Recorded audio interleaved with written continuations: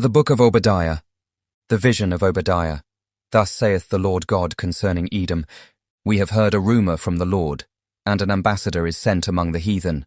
Arise ye, and let us rise up against her in battle.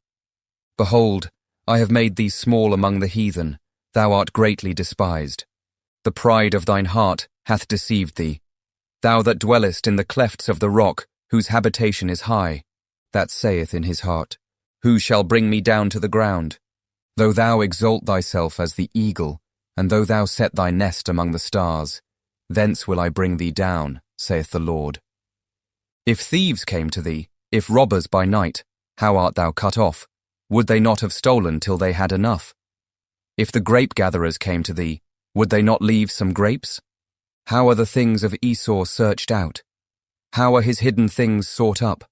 All the men of thy confederacy have brought thee even to the border. The men that were at peace with thee have deceived thee and prevailed against thee. They that eat thy bread have laid a wound under thee. There is none understanding in him. Shall I not in that day, saith the Lord, even destroy the wise men out of Edom, and understanding out of the mount of Esau?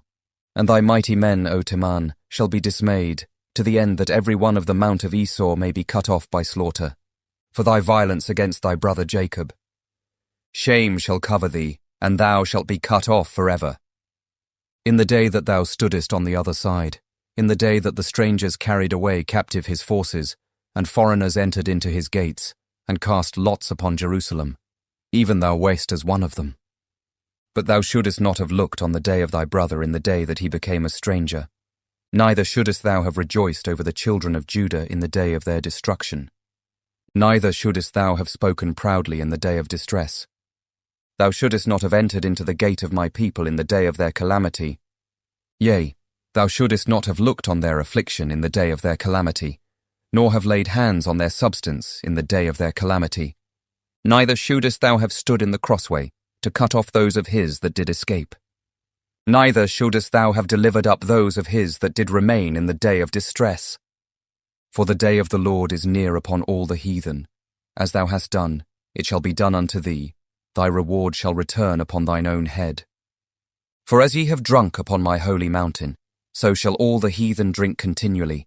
Yea, they shall drink, and they shall swallow down, and they shall be as though they had not been. But upon Mount Zion shall be deliverance, and there shall be holiness, and the house of Jacob shall possess their possessions. And the house of Jacob shall be a fire, and the house of Joseph a flame, and the house of Esau for stubble, and they shall kindle in them, and devour them.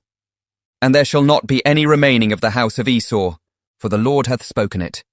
And they of the south shall possess the mount of Esau, and they of the plain the Philistines, and they shall possess the fields of Ephraim, and the fields of Samaria, and Benjamin shall possess Gilead.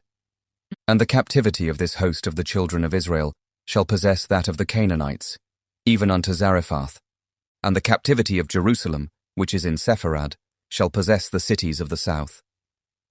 And saviours shall come up on Mount Zion to judge the mount of Esau, and the kingdom shall be the Lord's.